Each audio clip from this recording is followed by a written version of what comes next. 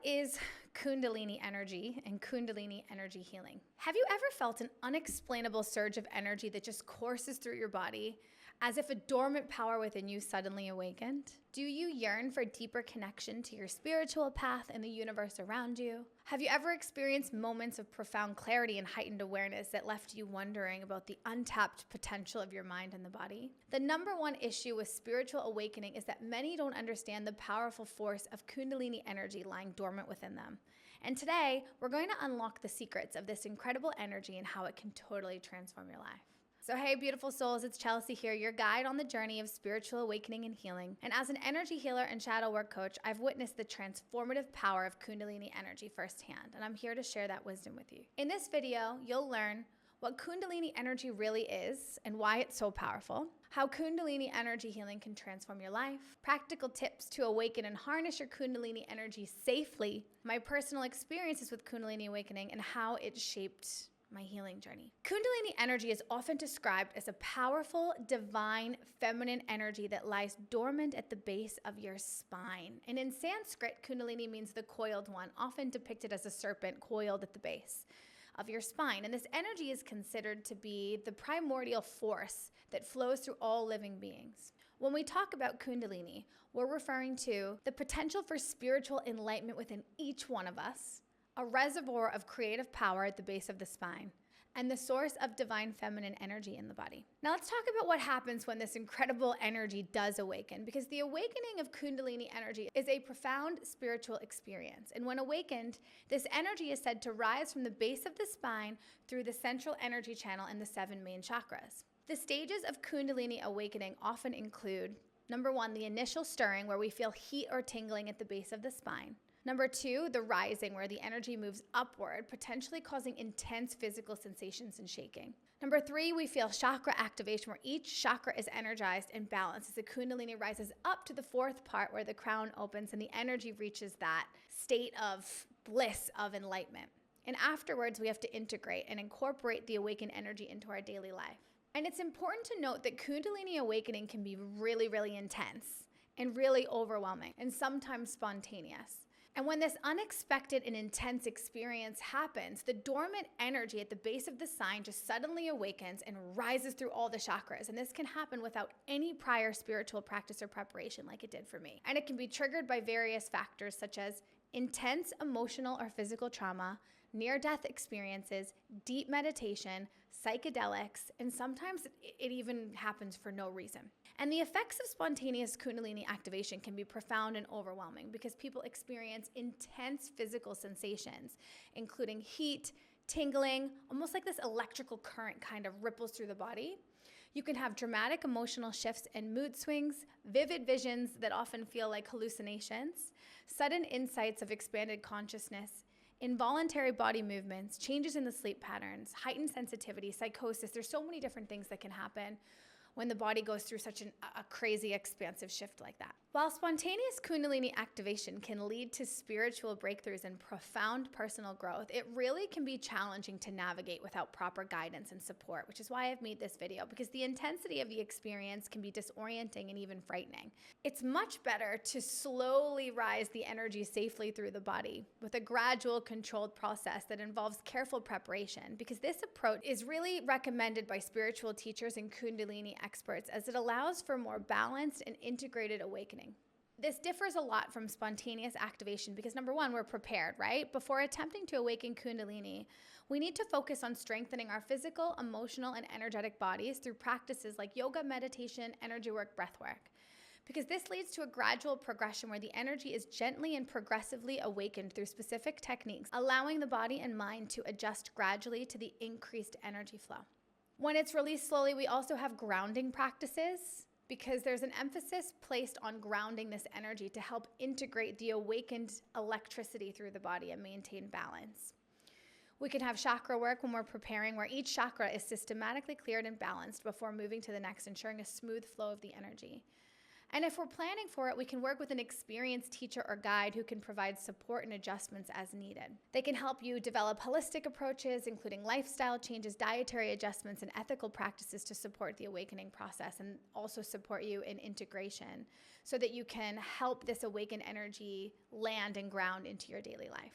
When we work with Kundalini in this slower, more controlled approach, we reduce the risk of overwhelming or destabilizing our systems, our nervous systems. We have a better integration of the awakened energy into our daily life. It is more sustainable. We have opportunities to address and heal underlying issues as they arise, and we have a greater ability to navigate challenges that may come up during the process. And as someone who has experienced both spontaneous activation at 28 and guided gradual awakening, I can attest to the benefits of the slower, safer approach. Because while my initial spontaneous experience in Los Angeles when I was 28 was profound, it was so challenging to navigate.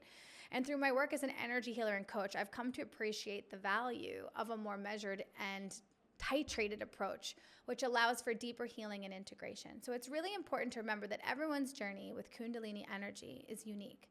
So whether you've experienced a spontaneous activation or are considering embarking on a guided awakening, it's crucial to listen to your body, seek support when needed, and approach the journey with respect and patience. If I could nail one thing on the head here, it's have patience with this energy rising. So if you're interested in exploring Kundalini energy, I encourage you to start with gentle practices and work with really experienced facilitators who can support you in safely awakening and channeling this powerful energy for your highest good and the benefit for all. Now, you might be wondering, Chelsea, this sounds really intense.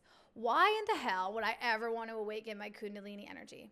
Well, let me tell you, the benefits can be life-changing because Kundalini energy healing can bring about profound changes in your life. It enhanced my spiritual awareness, and it created such a deep connection to the divine and a sense of oneness with the universe for me. It improved my physical well-being. I had way more vitality. My immune function was better, and I healed a lot of chronic conditions in my body. I also had way better emotional balance because I developed greater emotional resilience and the ability to process and release negative emotions from the body. My creativity has skyrocketed because I'm so much more connected to my intuition and higher states of consciousness. And lastly, through this energy work, I was able to release long-held traumas and emotional blockages from my past that I never saw a way out of before. And because of this, it led to such expanded consciousness because you'll gain a broader perspective on life and your place in the universe. And the most important thing was it really aligned me with my life purpose because it gave me such a clear understanding of what my soul's mission was and why I'm here. So my path to spiritual awakening began long before I set foot in Bali. When I was 28, I had a life-altering experience that I didn't fully understand at the time. And during an LSD trip, I experienced what I now recognize as spontaneous Kundalini awakening. It completely shattered my worldview, and it left me really uncomfortable in the moment because I glimpsed a parallel universe that defied logic and reason. And as an atheist at the time, I was utterly disconnected from spirituality and what I now understand as truth. And the experience plunged me into a state of profound confusion. I was confronted with the paradoxical realization that nothing mattered, yet simultaneously everything mattered. So how could these two seemingly contradictory universes coexist at the same time? What I didn't realize then was that this experience was revealing the deep disassociation I had been living with my entire life. It was showing me the stark contrast between the human experience I had been immersed in and a greater, more expansive reality I had never acknowledged. So this spontaneous awakening planted this seed in me, and it took me years to fully understand the significance. But in the meantime, I continued my life traveling from California to Hawaii to Boston, building a successful career and crafting an enviable lifestyle. But beneath it all, I was battling depression, anxiety, FOMO that dictated my every move. And I had become so adept at playing roles that I'd lost touch with who I really was. And it took a devastating heartbreak and a loss of my job to finally propel me out of this cycle where I left everything behind, my family, my job, my image, and I came on a sabbatical to Bali, where this wasn't just a vacation, it was really a desperate attempt to find meaning and reconnect with myself. And this was where I was introduced to intentional Kundalini energy activation. Initially, I was super skeptical and I approached these practices with caution, but as I continued, I began to experience subtle changes in my body and my mind. During one intense session, it happened again. That overwhelming surge of energy erupted from the base of my spine, coursing through my body, but this time I was in a supportive environment that helped me navigate the experience.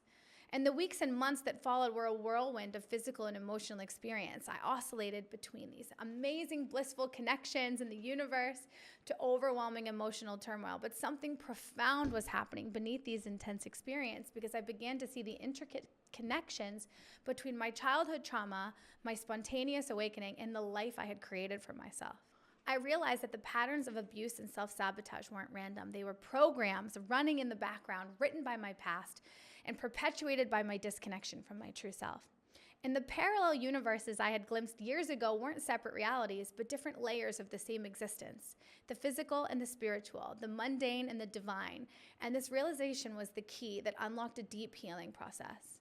And through Kundalini energy work, I began the journey of healing my inner child, rewriting those old programs and integrating the fragmented parts of myself. And I learned to bridge the gap between the world of form and the formless, understanding that both are integral parts of our human experience.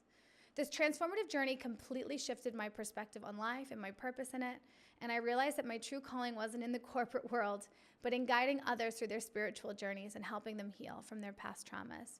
And this led me to create Liberate Your Bliss, where I now have the privilege of facilitating transformative experiences for others. So my journey from a confused atheist experiencing a spontaneous awakening to a lost soul in Boston to a guide for others on their own spiritual awakening is a testament to the power of Kundalini energy and the profound healing that can occur when we dare to look within and integrate all aspects of our being. So remember, your darkest moments, your most confusing experiences, these can be the cocoon from which your highest self emerges. So trust the journey, embrace the process, and know that on the other side of your pain and confusion lies a world of bliss just waiting to be liberated. Everything and nothing matters, and in that paradox lies the beauty of our existence.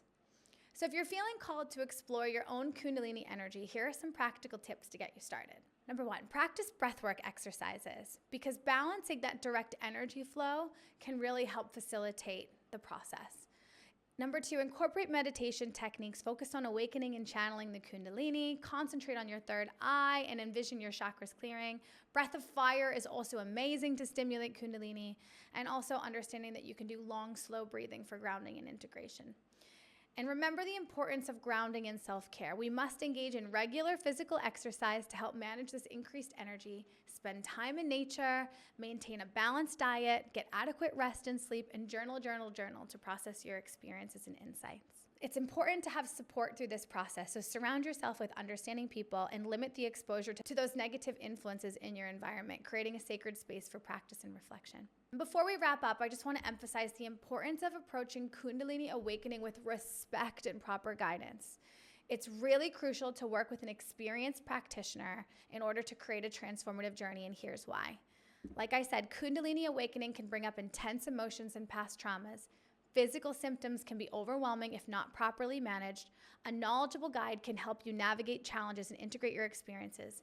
And premature or forceful awakening can lead to difficulty, so it's really important to progress at the right pace for you.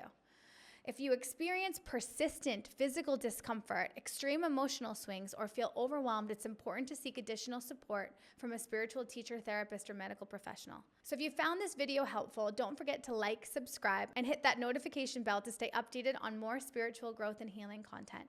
Leave a comment below sharing your experiences or questions about Kundalini energy, because I'd love to hear from you and continue this conversation. And if you're ready to dive deeper into your spiritual awakening, join me for my upcoming Embodied Healer program, where we'll explore Kundalini energy and other powerful healing modalities. So visit liberateyourbliss.com to learn more and start your transformation today. And don't forget to tune into my podcast, Liberate Your Bliss, where I interview amazing facilitators and share more insights on spiritual growth and healing. So thank you for joining me on this exploration of Kundalini energy, and remember, the power to heal and transform lies within you. Until next time, keep shining your light. Thank you for watching, beautiful souls. May your Kundalini journey be filled with light, love, and profound transformation. Namaste.